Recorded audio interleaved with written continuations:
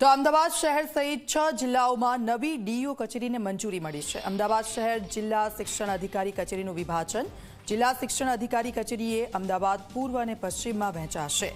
શિક્ષણ વિભાગે કરેલા ઠરાવની વિગતો સામે આવી છે। ગાંધીનગર, વડોદરા, રાજકોટમાં ડીઈઓ કચેરી બનશે, ત્યારે સુરત, ગ્રામ્ય અને કચ્છ અંજારની ડીઈઓ કચેરી બનશે।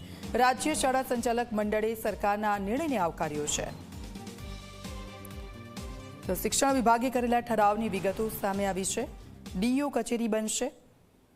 ગૌરવ પટેલ અમારી સાથે ફોન લાઈન પર જોડાઈ ગયા છે। ગૌરવ, અલગ અલગ જગ્યા પર ડીઈઓ કચેરી બનશે, તેને લઈને શું વિગતો?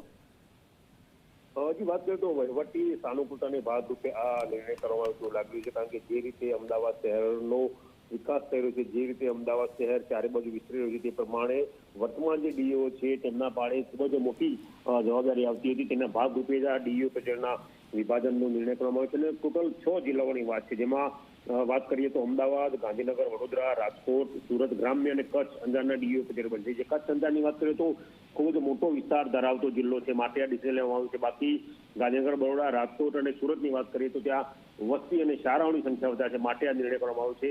અમદાવાદની વાત કરીએ તો અમદાવાદ શહેર જિલ્લા શિક્ષણ અધિકારી કચેરીનું વિભાજન થશે અને અમદાવાદ પૂર્વ અને પશ્ચિમ એમ 2 ભાગોમાં તેની વહેંચણી કરવામાં આવશે। જી બિલકુલ, આભાર ગૌરવ સમગ્ર વિગત બદલ।